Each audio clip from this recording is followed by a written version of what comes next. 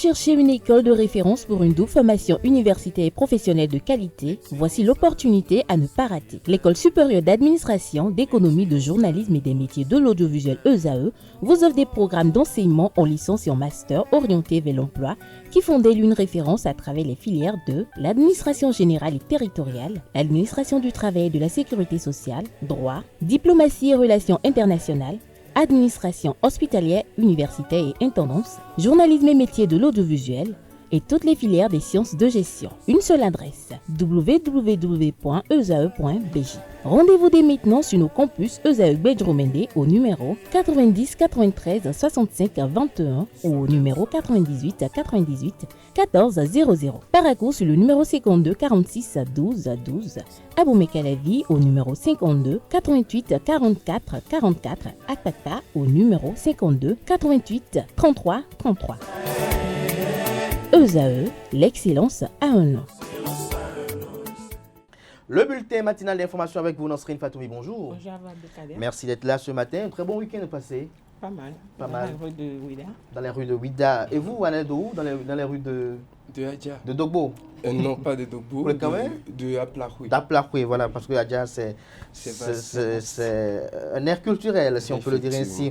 Merci d'être là pour la page des sports, pour nos amis internautes. Nasrine Fatoumi, on démarre ce bulletin matinal d'information avec cette première réunion du comité consultatif du gouverneur du district 403 à 4 du Lions Club International de la zone 11 qui s'est tenu ce week-end. C'est bien cela, amis internautes. Bonjour, les membres du Lions Club International du district 403 à 4 zone 11 ont tenu le samedi 26 octobre à l'hôtel Djegba de Ouida la première réunion du comité consultatif du gouverneur du district. C'était le lieu de faire le bilan du premier trimestre des activités et de se familiariser avec les programmes et initiatives du district. Le point dans ce reportage avec nos reporters. Après quelques mois de travail, l'heure est au bilan. Les membres du Lions Club International de la zone 11 du district 403 à 4 tiennent ce samedi 26 octobre 2024 la première réunion du comité consultatif du gouverneur à l'hôtel Djegba de Ouida. On se réunit chaque trimestre, c'est un exercice que nous faisons afin d'évaluer justement les performances de services que nous rendons à la communauté. À ce titre, nous passons en revue nos effectifs qui sont un point fort pour nous et surtout les actions humanitaires que nous faisons en termes d'impact, en termes de finances et surtout rentrer dans le processus qui est celui d'accompagner justement les pouvoirs publics dans les zones justement où la misère, la pauvreté existent encore. Pendant la période allant de juillet à septembre, les 6 Lions Club de la zone 11, appuyés par les Léo Club, ont impacté la communauté à travers diverses œuvres sociales. Il y a des indicateurs de mesure de nos actions, de nos œuvres. Et ici, nous échangeons entre clubs pour voir qui a performé plus que l'autre, à quel niveau il a réussi, à quel niveau il a moins performé. Et on échange les idées. Par exemple, comment faire en sorte que les gens viennent nombreux aux réunions, comment faire en sorte que les gens viennent nombreux aux œuvres, comment les œuvres vont être plus structurantes. Parce qu'il ne s'agit pas de faire des œuvres de façon éparpillée, mais faire en sorte que les œuvres soient structurantes et qu'il y ait un impact. Donc nous avons échangé autour de ces questions-là. Et nous espérons que dans les prochains jours, les prochaines années, nous puissions mobiliser plus de ressources financières pour aider plus de populations avec les besoins de notre communauté qui sont grandissants. La première responsable de la région apprécie le travail abattu pendant ce premier trimestre dans la zone 11. Je suis très satisfaite de tout ce qui a été fait pour le trimestre. Bien sûr, tout n'est pas rose, mais je crois que nous allons améliorer nos performances pour que le trimestre prochain, nous puissions faire ce qui a été mal fait. Donc, en tant que président de région, je dois voir tout ce que... Je dois prodiguer des conseils à mes présidents de zone pour pouvoir faire le travail qui nous est assigné par le gouverneur du district 403 à 4. Pour le deuxième trimestre, les amis Lions de la zone 11 ont pris plusieurs résolutions afin de renforcer leurs interventions au sein de la communauté. Nos services vont s'intensifier. Nous allons aussi travailler à recruter des membres pour être certain que notre association, de par sa démographie, soit toujours aussi forte, que nous mobilisons assez d'argent, surtout à cause de moyens matériels, pour justement accompagner notre État, nos populations dans les défis du quotidien. Pour des actions à fort impact, Une communication a été animée sur le thème « Comment utiliser les planificateurs de projets ». Le président de l'Assemblée nationale du Bénin, Loïc Béhonou-Vlavonou, a été élu vice-président de la conférence des présidents des parlements africains pour l'Afrique de l'Ouest. C'est bien cela, cette élection s'est tenue lors de la deuxième assemblée générale de cette institution, la conférence des présidents des parlements africains qui a débuté le 26 octobre à Accra, au Ghana. Cette rencontre a rassemblé environ 120 participants, dont 15 présidents de parlements nationaux, 30 vice-présidents ainsi que des greffiers, secrétaires généraux et personnels d'appui des institutions parlementaires africaines. L'élection de Louis Vlavonou en tant que vice-président est une reconnaissance du rôle actif du Bénin dans la diplomatie parlementaire sur le continent. À compter du 30 novembre 2024, le Bénin fera la transition de son plan national de numérotation de 8 à 10 chiffres.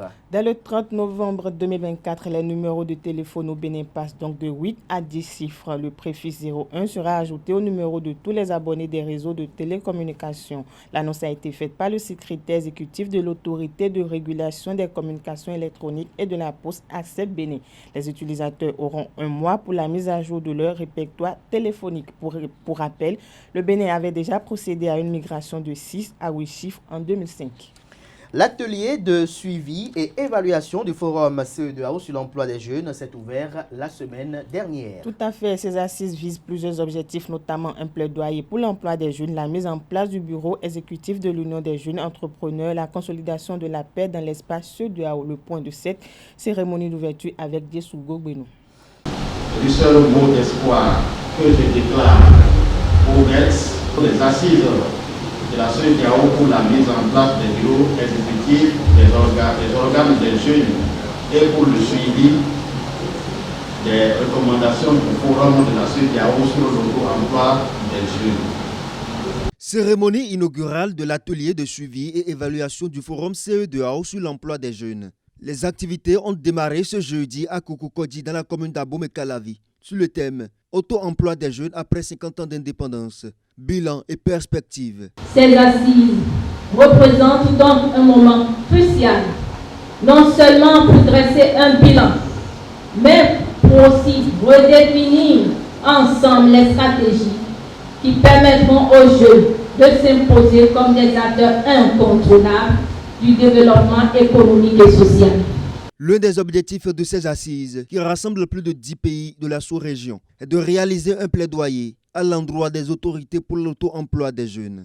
L'objectif principal, c'est pour mettre en place le bureau exécutif de l'Union des organisations d'utilité publique. Le deuxième objectif, c'est pour mettre en place également le bureau exécutif de l'Union des organisations des jeunes entrepreneurs de la CE2AO, de l'espace CE2AO.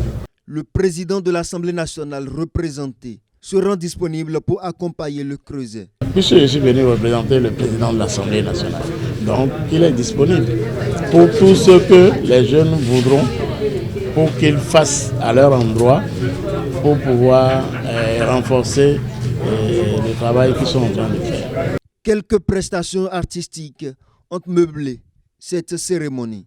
Les activités qui ont démarré ce jeudi 24 octobre prennent fin le samedi 26 octobre 2024. On s'intéresse à présent à l'opinion de quelques citoyens sur la pratique du veuvage en Afrique. La cérémonie de veuvage en Afrique est une pratique par laquelle le veuf ou la veuve prouve à l'esprit du mari ou de la femme défunte son amour après sa mort. Est-ce toujours une pratique à perpétuer? Quelques citoyens répondent à cette interrogation au micro de Kanté Amoussou. Le veuvage, c'est quelque chose de difficile.